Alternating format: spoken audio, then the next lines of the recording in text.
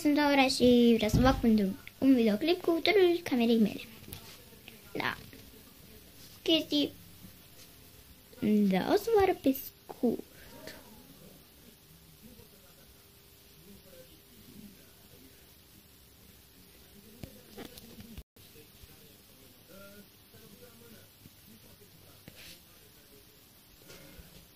Da.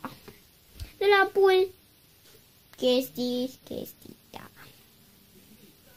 Vreau să vă arăt pe scurt, așa că poftim.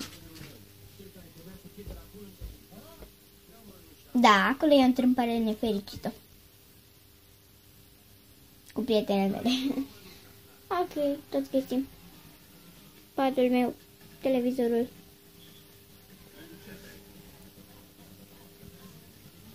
Da, aici.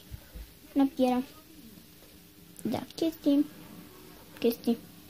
Da.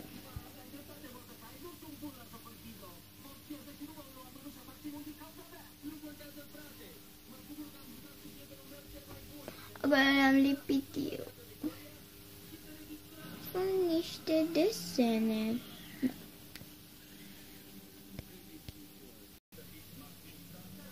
Acesta a fost videoclipul turul camerei mele. Sper că v-a plăcut, v-am pupat și ne vedem.